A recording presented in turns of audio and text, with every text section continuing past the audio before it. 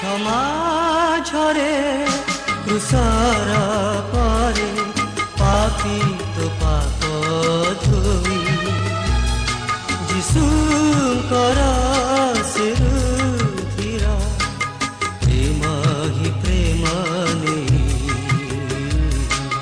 ପ୍ରେମ ହି ପ୍ରେମ ନେଇ। ଖ୍ରୀଷ୍ଟଙ୍କ ଯୋଗରେ ସ୍ନେହର ଭାଇ ଭଉଣୀମାନେ ସମସ୍ତଙ୍କୁ ଜୟ ଯୀଶୁ ଏବଂ ଆଜିର ବାକ୍ୟ ପରିବେଶ କେନ୍ଦ୍ରକୁ ଆପଣମାନଙ୍କୁ ସମସ୍ତଙ୍କୁ ସ୍ୱାଗତ କରେ। ଆଜି ବହୁତ ଦିନ ପରେ ଆଜି ଆମେ ଏକ ନୂଆ ବାକ୍ୟ ଶ୍ରବଣ କରିବାକୁ ଯାଉଛୁ। ଆଜିର ମୁଖ୍ୟ ପ୍ରସଙ୍ଗ ହେବ ତପସ୍ୟା କାଳରେ ଆମେ କରିବା କ'ଣ। ତେବେ ଏ ବାକ୍ୟ ପରିବେଷଣ କରିବା ପୂର୍ବରୁ ଆଜି ଆମେ ପବିତ୍ର ଧର୍ମଗ୍ରନ୍ଥରୁ ଆମେ ଗୋଟିଏ ବାକ୍ୟ ପାଠ କରିବା। ପଠିତ ବାକ୍ୟ ଉପରେ ଅଳ୍ପ ପ୍ରାର୍ଥନା କରି ଆମେ ବାକ୍ୟ ପରିବେଷଣ କାର୍ଯ୍ୟ ଆରମ୍ଭ କରିବା। ଆସନ୍ତୁ ଆଜିର ବାକ୍ୟ ଆମେ ମାଥ୍ୟୁ ସୁସମାଚାର 17 ଅଧ୍ୟାୟ 21 ପଦ ଆମେ ପଢ଼ିବା। ବାକ୍ୟଟି ଏହି ପ୍ରକାର ଲେଖାଯାଇଛି, ପ୍ରଭୁ ଯୀଶୁ ଉତ୍ତରରେ କହିଲେ, କିନ୍ତୁ ଏ ପ୍ରକାର ଭୂତ ପ୍ରାର୍ଥନା ଓ ଉପବାସ ବିନା ଅନ୍ୟ କୌଣସି ଉପାୟରେ ତଡ଼ା ଯାଇପାରିବ ନାହିଁ। ପ୍ରଭୁଙ୍କର ସୁସମାଚାର। ଆସନ୍ତୁ ପ୍ରାର୍ଥନା କରିବା। ସକଳ ପ୍ରଶଂସା ମହିମା ଗୌରବ ପରାକ୍ରମ ତୁମରି ପବିତ୍ର ନାମରେ ହଉ। ହେ ଦୟାମୟ ପରମେଶ୍ୱର, ଏହି ତପସ୍ୟା କାଳ ତୁମେ ଦେଇଥିବାର ଧନ୍ୟବାଦ ଜ୍ଞାପନ କରୁଛୁ। ପ୍ରଭୁ, ଏହି ତପସ୍ୟା କାଳରେ ଆମେ କ'ଣ କ'ଣ କରିବୁ, କ'ଣ କ'ଣ ନ କରିବୁ, ସେସବୁ ଜାଣିବା ପାଇଁ, ଶିକ୍ଷା ଦେବା ପାଇଁ ତୁମର ଆତ୍ମାକୁ ପ୍ରେରଣ କର। କାରଣ ଜନ୍ ସୁସମାଚାର 14 ଅଧ୍ୟାୟ 26 ପଦରେ ତୁମେ କହିଲ, ଯେତେବେଳେ ସେହି ପବିତ୍ର ଆତ୍ମା ତୁମ ନିକଟକୁ ଆସିବେ, ସେହି ପବିତ୍ର ଆତ୍ମା ହିଁ ତୁମମାନଙ୍କୁ ସମସ୍ତ ବିଷୟ ଶିକ୍ଷା ଦେବେ। ଦୟାମୟ ପରମେଶ୍ୱର, ସଦୟ ହୋଇ ସେହି ଆତ୍ମାକୁ ପ୍ରେରଣ କର। ସେହି ଆତ୍ମା ହିଁ ଆଜି ମୋର ମୁଖ ଏବଂ ଜୀବ ଦେଇ ଆମମାନଙ୍କୁ ତପସ୍ୟା କାଳରେ କ'ଣ କରିବା ନ କରିବା ସେ ଶିକ୍ଷା ପ୍ରଦାନ କରନ୍ତୁ। এই ছোট্ট প্রার্থনা আমি প্রভু যীশুଙ୍କ ନାମରେ ମାଆଙ୍କ ମାଧ୍ୟସ୍ଥ ଭିକ୍ଷା କରୁଅଛୁ। ଆମେନ୍। ନମସ୍ତେ ମାରିଆ, ଅନୁଗ୍ରହରେ ପୂର୍ଣ୍ଣା, ପ୍ରଭୁ ତୁମରି ସଙ୍ଗରେ ନାରୀଗଣଙ୍କ ମଧ୍ୟରେ ତୁମେ ଧନ୍ୟ ଏବଂ ଧନ୍ୟ ତୁମରି ଗର୍ଭଫଳ ଯୀଶୁ। ଏଇ ପରମେଶ୍ୱରଙ୍କର ମାତା ପୁଣ୍ୟମୟୀ ମାରିଆ, ଆମମାନେ ପାପୀ ଆମମାନଙ୍କ ନିମନ୍ତେ ବର୍ତ୍ତମାନଙ୍କ ମରଣ ସମୟରେ ନିବେଦନ କର। ତେବେ ସ୍ନେହର ଭାଇ ଭଉଣୀମାନେ, ଆସନ୍ତୁ ପବିତ୍ର ମାତା ମଣ୍ଡଳୀ ଆମମାନଙ୍କୁ ସବୁ ବର୍ଷ ପରି ଏ ବର୍ଷ ମଧ୍ୟ ତପସ୍ୟା କାଳରେ ପାଳନ କରିବା ପାଇଁ ଆମକୁ 40 ଦିନ ଦିଆଯାଇଛି। କାରଣ ପ୍ରଭୁ ଯୀଶୁ ସ୍ୱୟଂ ପ୍ରଭୁ ଯୀଶୁ 40 ଦିନ 40 ରାତ୍ର ତପସ୍ୟା କଲେ, ପ୍ରାର୍ଥନା ଉପବାସ କଲେ ଏବଂ ଶକ୍ତି ପାଇ ଶୈତାନର ସକଳ ପରୀକ୍ଷାକୁ ପ୍ରଲୋଭନକୁ ଜୟ କରିବା ପାଇଁ ଶକ୍ତି ପାଇଲେ ଏବଂ ଶୈତାନକୁ ପରାଜିତ କରି ବିତାଡ଼ିତ କରିପାରିଥିଲେ। ଏହି ଆଧାରରେ ଏବଂ ଆମେ ଦେଖୁଛୁ ଜନା ପୁସ୍ତକ 3:6 ମଧ୍ୟ ଜନା ଭାବବାଦୀ ନିନିବ ସହରକୁ ଯାଇ ଘୋଷଣା କରି କହିଲେ, ଆଉ ମାତ୍ର 40 ଦିନ ରହିଲା। ଏ 40 ଦିନ ଯଦି ତୁମେ ଅନୁତାପ କରି ମନ ପରିବର୍ତ୍ତନ ନ କରିବ, ତାହେଲେ ସଦମ ଗମରା ପରି ଧ୍ୱଂସ ତୁମେ କରାଯିବ। ସେହି ଆଧାରରେ ପବିତ୍ର ମାତା ମଣ୍ଡଳୀ ଆମମାନଙ୍କୁ ମଧ୍ୟ ଏ ବର୍ଷ 40 ଦିନ ତପସ୍ୟା କରିବା ପାଇଁ ଦେଇଛି। ତେବେ ଏହି ତପସ୍ୟା କାଳରେ ଆମେ ମୁଖ୍ୟତଃ କ'ଣ କ'ଣ କରିବା, ଆଜି ଆମମାନଙ୍କୁ ପବିତ୍ର ମାତା ମଣ୍ଡଳୀ ଆମକୁ ଶିକ୍ଷା ପ୍ରଦାନ କରେ। ବିଶେଷ କରି ଏହି ତପସ୍ୟା କାଳରେ ଆମେ ତିନିଟା ଜିନିଷ ମୁଖ୍ୟତଃ କରିବା। ପ୍ରଥମ ହେଲା ପ୍ରାର୍ଥନା ଏବଂ ଉପବାସ।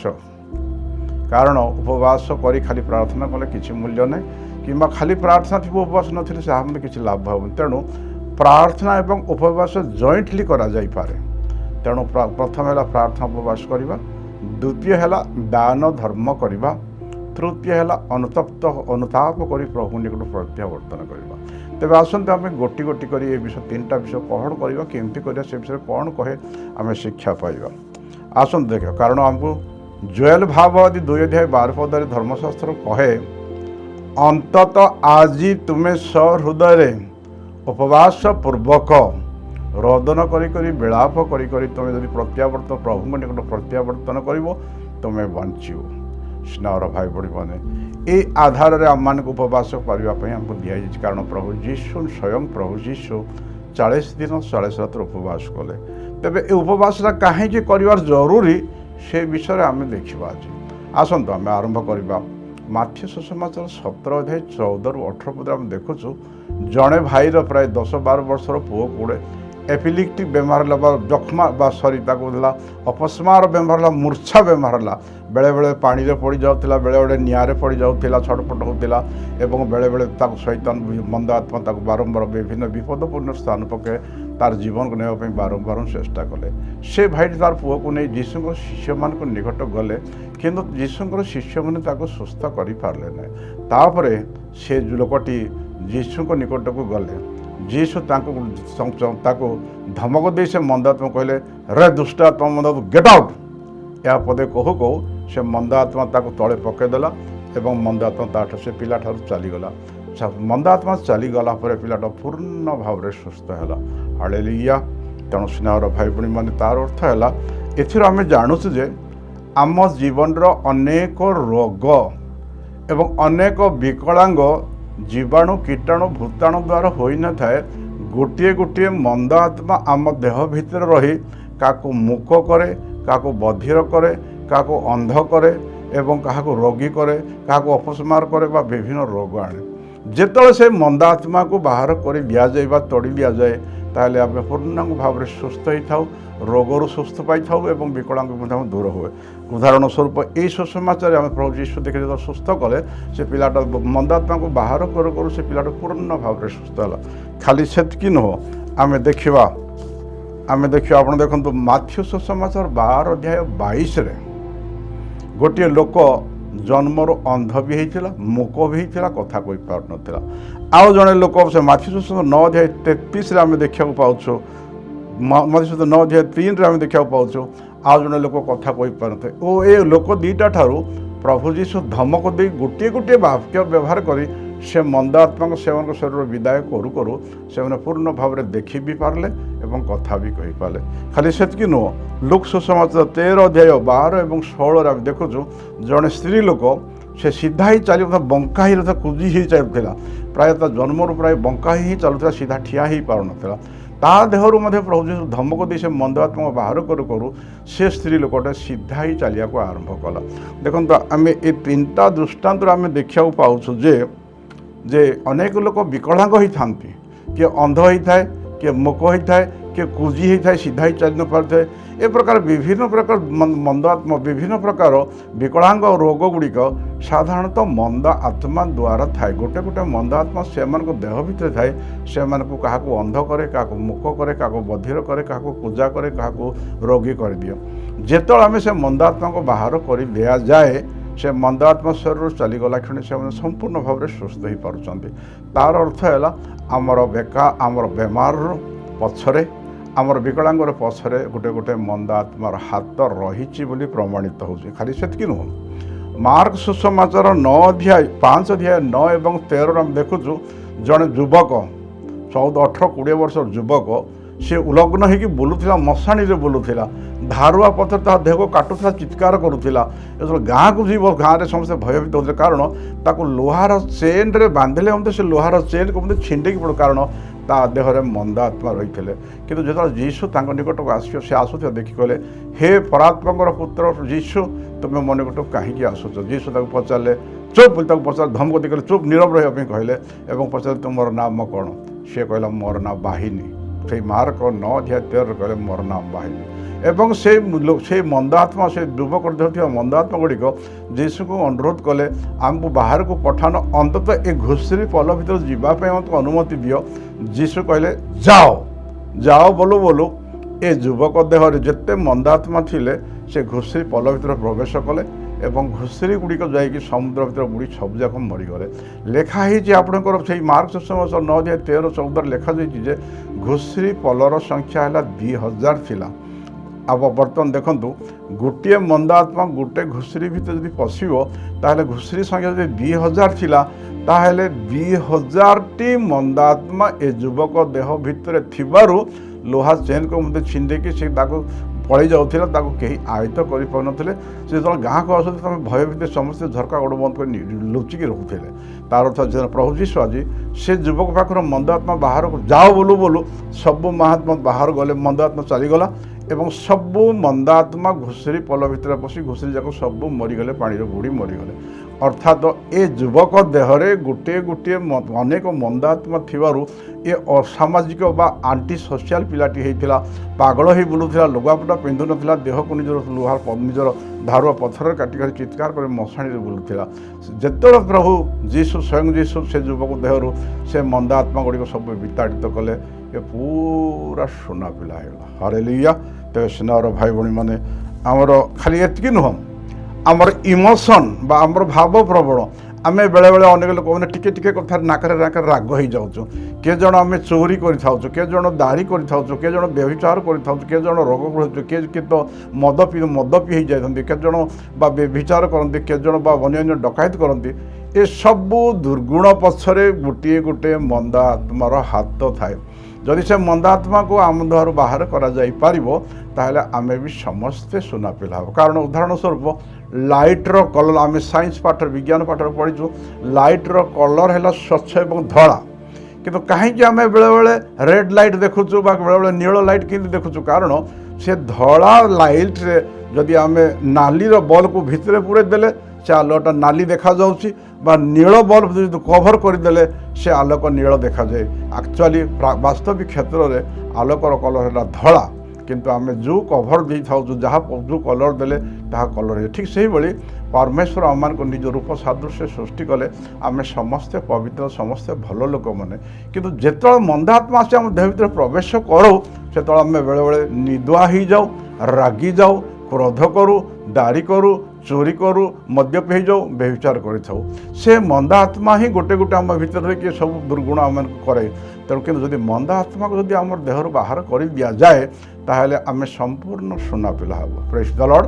तेज स्नेहर भाई बहन बर्तमान क्वेश्चन है ए मंद आत्मा को बाहर करने आमर कौन सी मेडिसिन ना बा कौन सी मेसीन ना बा कौन सी जंतर मंत्र किसी ना केवल गोटे मात्र रास्ता प्रभु जीशु स्वयं निजे कहले माथ्यू सुसमाचार 17 अध्याय 21 पदरे कहले प्रार्थना एवं उपवास व्यतीत अन्य कौन सी उपाय रे ए प्रकार दुष्ट आत्मा बा मंद आत्मा को विताड़ित करा जाई पारे बाहर करा जाई पारिबो नाही तेणु करी ही आमर तपस्या काल आम को उपवास प्रार्थना करने निर्देश दि जाइछि खाली सेतकी नुह स्नेहर भाई भणी मैंने माथ्यू सुसमाचार 4 अध्याय 2 रे स्वयं प्रभु जीशु 40 दिन 40 रात्र खाइले ना पीले ना उपवास प्रार्थना कले एवं से प्रार्थना बल शक्ति पाइले एवं शैतान सबू परीक्षा को जय कर पारे खाली सेतकी नुह प्रभु जीशु से उपवास प्रार्थना करने द्वारा सारा मानव जाति जिते लोक मंदात्मा लगी से मंदात्मा बाहर कर सक्षम होले पवित्र आत्मा शक्ति प्राप्त कले उदाहरण स्वरूप माथ्यू सुसमाचार 8:16 पदर देखा जाउछि लिखा जाइछि जीशु को निकट को जेते प्रकार रोगी मान को अणागला एवं जेते भूतग्रस्त लोक मान को अणागला प्रभु जीशु गोटे गोटे स्पर्श गोटे गोटे वाक्य द्वारा से मंदात्मा को बाहर कर समस्त को सुस्थ कले सबू रोगी सुस्थ भी हेले एवं सब भूतग्रस्त लोक मैंने पूर्णांग भाव में सुस्थ हो पारे तेणु वास्तव क्षेत्र में देखा गले जे आमर देहरे थिबा रोग आम देह भीतर आसी विकलांगी रोग विकलांग चिन्ह गुड़ाक एटा आमर कौन सी रोग जीवाणु बा कीटाणु बा भूताणु हुए ना बर गोटे गोटे मंदा आत्मा थाईक ही आम मान को से प्रकार विकलांग करवा आमको क्या रागुआ करे उदाहरण स्वरूप के जन माला जप करू करू बा बाइबल खोलू से निद हम संगे संगे प्रार्थना कर निद आरंभ हो कारण गोटे मंदा आत्मा थे से निदुआ कर दिए गोटे मंद आत्मा थे जन को मदुआ करदे गोटे मंद आत्मा जन को दाड़ी करदे चोरी करदे से मंद आत्मा ही आम को परीक्षा फलन पड़े कि आमको आमर चरित्र को आम दुर्गुण को आमको आनी थाए तेज स्नेहर भाई भणी मैंने सबू जिनस को आम गोटे आम सबू आम समस्या जीवन सबू समस्या गोटे गोटे मंद आत्मा दायित्व उदाहरण स्वरूप आम देखूँ आदि पुस्तक 3:6 जो आमर आदि पिता माता आदाम एवा जे पापरे पड़े से दायी किए शैतान ही से मिछ कथा कही प्रतारणा कला सब मिछ कथा कहला मिछ कहवार कारण है जहन सुसमाचार 8:44 लिखा जाइए शैतान मिथ्यावादी एवं मिथ्यावादी पिता बापा कारण से सब मिछ कहीकि आमको प्रतारणा कर ठकब एवं आमर आदाम एवा को मिछ कथा से पापरे पतन पकड़े जहाँफल सारा मानव जाति निकट मृत्यु आसला दुख आसला क्लेश आसला अभिशाप तो आसला तेणु स्नेहर भाई भणी मैंने तेणु आम जानूँ से पाप कर पापर वेतन स्वरूप रोमियो 6:3 लिखा पापर वेतन मृत्यु एवं प्रभु भी कहते आदि पुस्तक 2:17 कहले जो दिन पर से मनाफल खाइब से दिन तुम अवश्य मरब ତେଣୁ ସେ ପାପ କରିବା ଦ୍ୱାରା ଆମ ଜୀବନରେ ଦୁଃଖ ଆସିଲା, କଷ୍ଟ ହେଲା। ନହେଲେ ଆଦାମ ଏବଂ ପବିତ୍ର ଭାବରେ ଶାନ୍ତିରେ ଥିଲେ। এই শৈতান ହିଁ প্রতারণা কলা মিছ কথা কহিকি। তেণু আমার পাপর পতন পাই, আমার পাপর মৃত্যু পাই, আমার পাপর দণ্ড পাই মধ্য দেখুন আমার সেই গোটে গোটে মন্দাত্মা হি দায়ী। তেণু স্নেহর ভাই ভী মানে আমার জীবনের মধ্যে বিভিন্ন মিছ কথা প্রতারণা করে শৈতান আম ভিতরক আসব। কিন্তু সেপাই আমি প্রস্তুত হয়ে করছি যে আমি প্রার্থনা করি। সেপাই প্রভু যীশু মাথ্যু সুসমাচার 26:41 পদরে কহিলে সদা সর্বদা জাগ্রত হয়ে প্রার্থনা কর যেপরি তুমি পরীক্ষার ন পড়। খালি সেতকি নয়, প্রভু যীশু কহিলে যাকোব 4:7 পদরে কহিলে রেসিস্ট দ্য ডেভিল, শৈতানকে প্রতিরোধ কর, উপবাস প্রার্থনা প্রতিরোধ কর, শৈতান পলায়ন করব। এবং প্রথম পিতর 5:8 তোমার শত্রু শৈতান সিংহ ভଳି গর্জন করে কাহাকে গর্জন করছে হিসাব করছে। তেণুকরি এ সবু সমস্যা ভিতরে গোটিয়ে গোটে মন্দ আত্মা দায়ী। তেমন এ মন্দ আত্মাকে আমার উপবাস প্রার্থনা করে যদি বাহার করে দিয়া যাও তাহলে আমার জীবনের সবু সমস্যা দূর হব। আমি বি শূন্য পিলা। তৃতীয় বিষয় আমি দেখুছু এফিসীয় 6:12 আমার আত্মিক যুদ্ধ রক্ত মাংস শরীর মানক বিরুদ্ধে নুহে, আকাশের অধিপতি মন্দ আত্মা দুষ্ট আত্মা মানক বিরুদ্ধে আমার আত্মিক যুদ্ধ। প্রকাশিত 12:17 বলন্তু কিংবা আপনার প্রথম পিতর 2:11 কুহতু। এসবু আমার আত্মিক যুদ্ধ, তার অর্থ শৈতান আমার আত্মা এবং শরীর, আত্মা এবং শরীর ভিতরে আমার যুদ্ধ, আমার ভিতরে সবুলে দিন রাতি যুদ্ধ চালিছি। এ যুদ্ধ আরম্ভ আকচুয়ালি খালি আজ ইসরায়েল এবং ইরান ভিতরে যুদ্ধ হউনি। প্রকৃত যুদ্ধটা আরম্ভ হল স্বর্গরে। প্রকাশিত বাক্য 12:7 পদ লেখা হয়েছে প্রকৃতর যুদ্ধ আরম্ভ হল স্বর্গরে।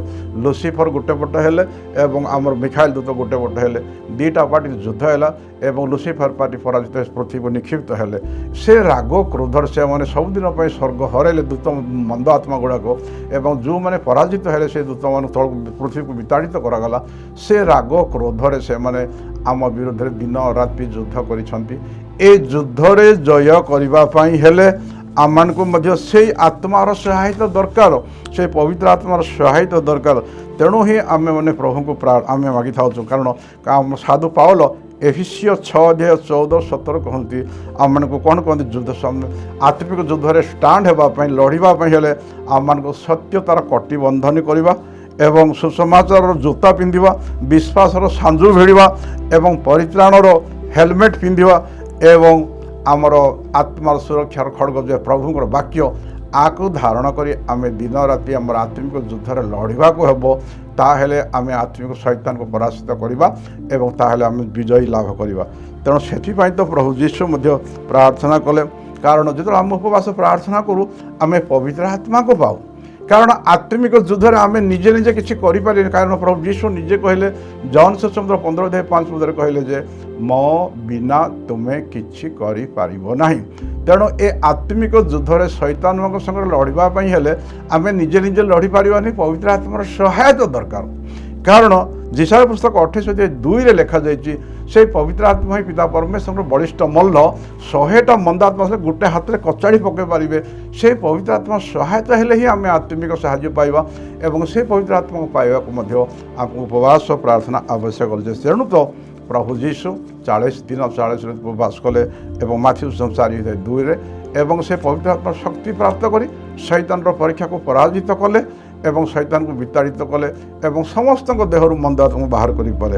এফিসীয় আপনার যাত্রা পুস্তক 34:28 মশা মধ্য 40 দিন 40 রাত উপবাস কলে এবং লোহিত সাগর সমুদ্রকে মধ্যে বিভাগ করে মঝিরে শুষ্ক পথে নির্মাণ সক্ষম হলে সেই পবিত্র আত্মাকে সহায়তায়। এবং প্রথম রাজাবলী 19:8 এলিয় মধ্য 40 দিন 40 রাত উপবাস কলে এবং সে শরীর স্বর্গ গলে। এসবু হচ্ছে নিজ শক্তিরে নিজের বলরে না, কারণ পবিত্র আত্মা সহিত। কারণ জেখেরিয় 4:6 লেখাইছে শক্তি দ্বারা নুহ কি পরাক্রম দ্বারা না, সব মোর আত্মাকে দ্বারা হুয়ে বলে স্বয়ং পরমেশ্বর কহନ୍ତି। তেমন সেই পবিত্র আত্মাকে পাইবা পাই স্নেহর ভাই ভী মানে আমକୁ দরকার সেই পবিত্র আত্মা। এবং সেই পবিত্র আত্মা পাইবাকু হেলে আমକୁ উপবাস করে প্রার্থনা করিବାକୁ পড়িব। তেবে যাই এই শৈতান মানকর মন্দ আত্মাকে বিতাড়িত করা পবিত্র আত্মার শক্তি পাইবা এবং শৈতান শক্তিকে পরাজিত করিবা। এই উপবাস ও প্রার্থনা দ্বারা হি आम भितर थिबा सकल प्रकार दुष्ट आत्मा मंद आत्मा रोग आत्मा को सब बाहर करि परिबा। अब स्वयं प्रभु यीशु कहले माथ्यू 17:21 प्रार्थना उपवास बिना अन्य कौनसी उपाय आम भितर थिबा मंद आत्मा को आम विताड़ित करि परिबा नहीं। तेणु आपण मैंने भल भाव शुणुथिबार धन्यवाद ज्ञापन करुँची। अवशिष्ट विषय मुझे आपण मानक वॉल्यूम 2 रे कहबी। ए प्रथम वॉल्यूम आप सुंदर भाव में शांति शुणी आपण समस्त धन्यवाद देवी। अपेक्षा करंतु अल्प समय पर आपण वॉल्यूम 2 शुणिबे। जय जीशु।